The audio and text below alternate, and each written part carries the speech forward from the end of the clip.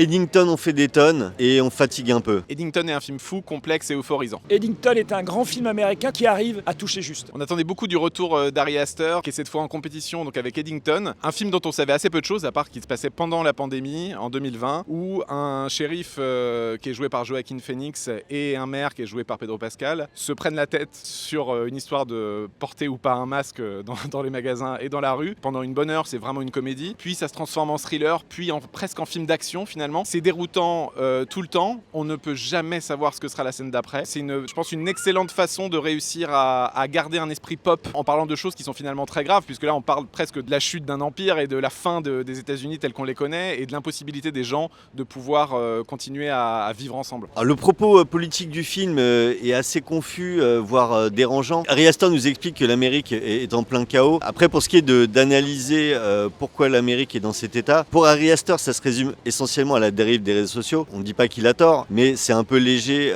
pour expliquer la dérive d'un pays qui se déchire. Joaquin Phoenix est vraiment énorme dans le film, il le porte littéralement. Ce qui est un petit peu dommage, c'est que les seconds rôles, que ce soit Emma Stone, Austin Butler ou Pedro Pascal, ont finalement peu de temps à l'écran, on aurait aimé plus les voir. Voilà, c'est un petit regret qu'on a à l'issue du film. Ari Aster, cinéaste génial, cinéaste aussi un peu encombré de lui-même, sans que ce soit forcément un défaut. Quand je dis encombré de lui-même, c'est quelqu'un qui fait tout à profusion. Il y a quelque chose qui tient de la littérature américaine, qui explore tous les travers, tous les recoins des personnages jusqu'à la folie. Et ça se ressent dans sa mise en scène. Une mise en scène qui refuse l'épure pour aller vers quelque chose d'extrêmement vif, qui au final arrive quand même, et c'est ça qui est absolument génial, à tracer d'une certaine manière une ligne claire.